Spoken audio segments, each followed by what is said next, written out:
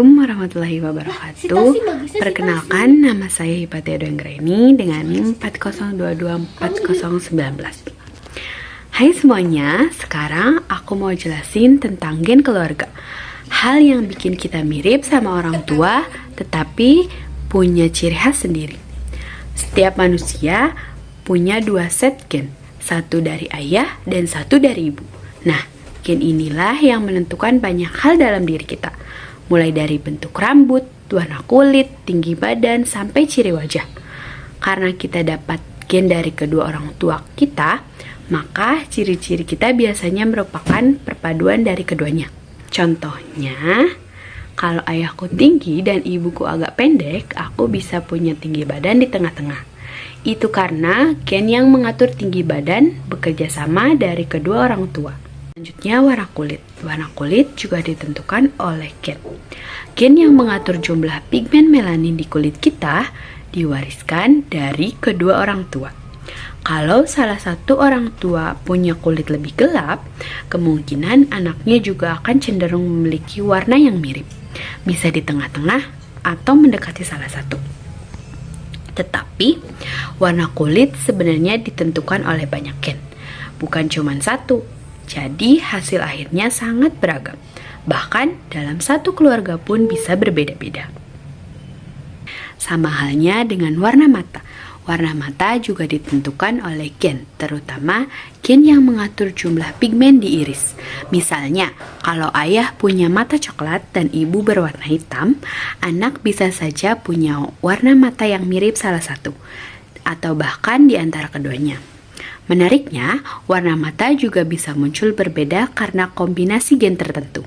Makanya, ada orang yang matanya abu-abu atau biru muda. Beberapa sifat lain seperti bentuk rambut juga diwariskan. Misalnya, bentuk rambut lurus, ikal, atau keriting dipengaruhi oleh kombinasi gen dari kedua orang tua. Jadi, sifat-sifat yang kita miliki mulai dari tinggi badan, warna kulit, warna mata, sampai hal-hal kecil seperti bentuk rambut, semuanya adalah hasil kombinasi gen dari orang tua kita. Itulah mengapa setiap keluarga punya kemiripan, tetapi setiap anak tetap unik. Terima kasih sudah menonton. Jangan lupa lihat juga bagian berikutnya karena kita akan bahas hal seru lainnya soal genetik. Bye.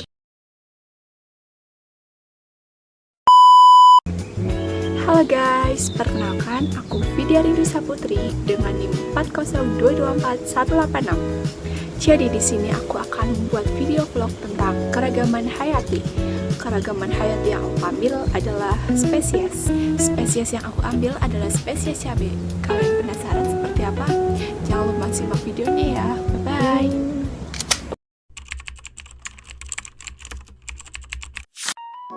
Siapa sih yang gak kenal cabai? Hampir semua masakan Indonesia pasti pakai cabai, biar makin mantap rasanya. Tapi ternyata cabai itu banyak banget jenisnya loh. Yuk kita kenalan sama 3 jenis cabai. Nah, yang pertama ini namanya cabai keriting. Nama ilmiahnya Capsicum annuum. Bentuknya panjang, agak melengkung, dan kulitnya keriput. Pedesnya sih nggak pedes banget, tapi rasanya enak banget buat masakan kayak tumisan, sambal goreng, atau masakan Padang. Warna cabenya itu warnanya merah. Ini dia biji dari cabai keriting. Yang kedua ada cabai rawit. Nama ilmiahnya Capsicum frutescens. Ukurannya kecil, tapi jangan salah, pedesnya luar biasa. Biasanya dipakai buat sambal, campuran gorengan, atau dimakan langsung kalau kamu suka tantangan. Warnanya hijau saat muda dan merah terang saat matang.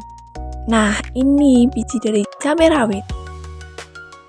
Yang terakhir ini nih, cabai genot, atau biasa disebut juga habanero lokal dieng. Nama ilmiahnya Capsicum chinese. Bentuknya gendut dan lucu. Tapi jangan ketipu sama tampilannya ya. Ini salah satu cabai terpedas di Indonesia. Warnanya ada yang hijau, ada yang merah. Ini bentuk biji cabai genot.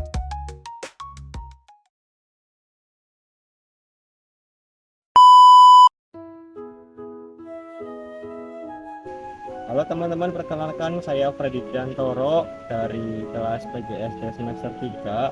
Di sini saya akan menjelaskan ekosistem yang ada di sawah, di sawah yang terdiri dari komponen biotik dan abiotik. Komponen biotik bisa kita lihat di sini, tolong kamera. Ini kan ada sawah. Komponen biotiknya yaitu ada padi, terus ada hewan-hewan juga. Ini contohnya ada kodok, ini ada belalang juga, terusan mungkin ada belut ya di sana, tapung. Selanjutnya komponen abiotiknya ada air. Di sini airnya cukup banyak ya, cukup melimpah. Tanahnya juga bagus. Terus di situ juga ada batu, itu tahu bisa-bisanya di tengah sawah ada batu. Ini saya akan membahas ekosistem yang ada di hutan. Ini sedang berada di hutan Cipendok. Langsung saja kita cari ekosistemnya. Di sini tuh ada ekosistem ya, soalnya ada komponen biotik. Contohnya seperti flora dan fauna, itu sudah saya sebutkan tadi. Floranya itu seperti pohon-pohon, itu banyak sekali, tumbuhan juga banyak sekali. Terus faunanya juga sudah saya sebutkan tadi ya, ada tupai tadi, ada serangga. Terus selanjutnya ada komponen abiotik, seperti tadi kan suhunya di sini juga dingin ya, berarti sekitar 26 derajat Celcius. Terus juga sinar matahari ini sampai ya di sini, soalnya ini tuh di dataran tinggi, jadi sinar matahari itu sudah pasti sampai lah ya ke sini. Nah, baik teman-teman, selanjutnya kita membahas ekosistem sungai. Nah, di sungai ini ada dua komponen, yaitu biotik dan abiotik. Nah, komponen biotik itu bisa kita lihat contohnya kayak hewan. Di sini tuh banyak hewan. Ini contohnya ini nih teman-teman, bisa kita lihat, aduh kepanjuk. Nah, ini ada kepiting, ada keong, ada udang, terus ada ikan juga, terus ada lumut, serangga air. Nah, selanjutnya ada komponen abiotik, yaitu benda mati. Itu ada batu-batuan ya, di sana ini banyak batuan.